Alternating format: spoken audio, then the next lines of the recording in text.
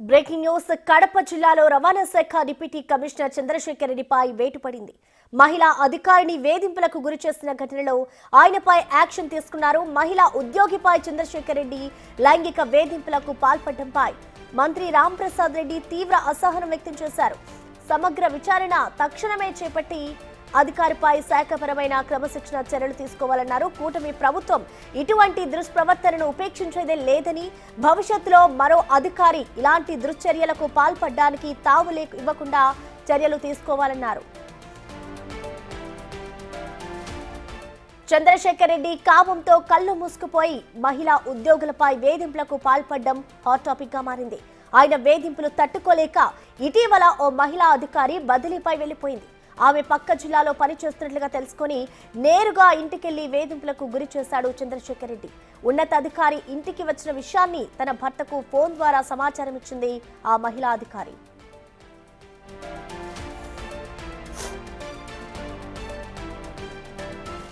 భార్యను వెంటబెట్టుకుని వెళ్లిన భర్త సదరు కార్యాలయానికి వెళ్లి కీచక అధికారిని చితకబాదాడు. దీంతో బాధితురాలి కాళ్లపై పడి వేడుకోవడంతో ఆమె భర్త వదిలిపెట్టినట్టుగా చెప్తున్నారు. ఈ వ్యవహారం బయటకు రాకుండా రక్షించాలని చంద్రశేఖర్ రెడ్డి ఉద్యోగులను, సిబ్బందిని వేడుకున్నట్లుగా తెలుస్తోంది. ఇక పోలీసులకు ఫిర్యాదు చేయకుండా తనను ఆదుకోవాలని మహిళా అధికారిని ప్రాధేయపడ్డారని అంటున్నారు. అయితే మహిళా అధికారి ఫిర్యాదు మేరకు ఈ ఇష్యూ బయటకు రావడంతో అధికారులు చర్యలు తీసుకున్నారు.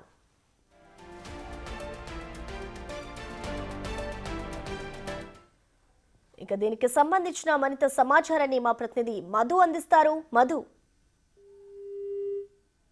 డిప్యూటీ రవాణా శాఖ అధికారిపై ఏటైతే పడినట్లయితే తెలుస్తుంది. అయితే గత కొద్ది రోజులుగా కడప జిల్లా రవాణా శాఖ కార్యాలయంలో పని చేస్తున్న సిబ్బందిని అసభ్యకరంగా ప్రవర్తిస్తూ తన కామ కోరికలు తీర్చాలనే విధంగా మొబైల్ ఫోన్ ఆధారంగా వాట్సాప్ లో చాటింగ్ చేస్తూ కొంతమంది సిబ్బందిని అయితే వేధిస్తున్నట్లయితే తెలుస్తుంది. ఈ సిబ్బంది ఒకళ్ళు ఎవరైతే డిప్యూటీ రవాణా శాఖ అధికారి ఉన్నారో అతని వేధింపులు తాళలేక గతంలో కూడా ఒక అధికారిని అయితే ట్రాన్స్ఫర్ చేసుకుని వెళ్ళినట్లయితే తెలుస్తుంది. అయితే గత కొద్ది రోజుల క్రితం కడప జిల్లాకు వచ్చిన ఈ రవాణా శాఖ అధికారి చంద్రశేఖర్ రెడ్డి ఎవరైతే ఉన్నారో గతంలో గుంటూరు జిల్లాలో కూడా పనిచేశారు. గుంటూరు జిల్లాలో పనిచేసినప్పటికీ కూడా ఆ కార్యాలయంలో కూడా తోటి మహిళా సిబ్బందులని ఇదే విధంగా వేధిస్తున్నట్లయితే ఆరోపణలు అయితే వెల్లువెత్తుతున్నాయి. అయితే ఈ ఆరోపణలన్నీ రాష్ట్ర ప్రభుత్వ దృష్టికి వెళ్లడంతో రవాణా శాఖ మంత్రి రాంప్రసాద్ రెడ్డి సీరియస్ గా తీసుకున్నారా. ఇలాంటి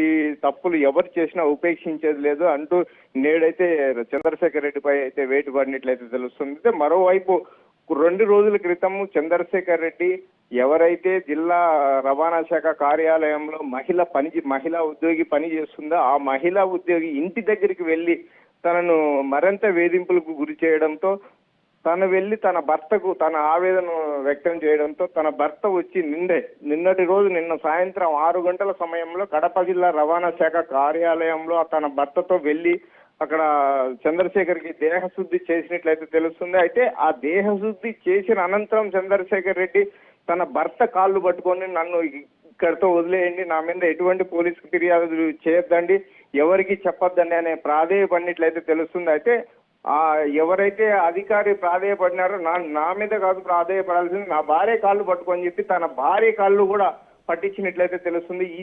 ఇదంతా జరిగిన సంఘటన బయటికి రాకుండా కార్యాలయ సిబ్బందిని కూడా వేడుకున్నట్లయితే తెలుస్తుంది. Prasanna. Okay, thank you Madhu.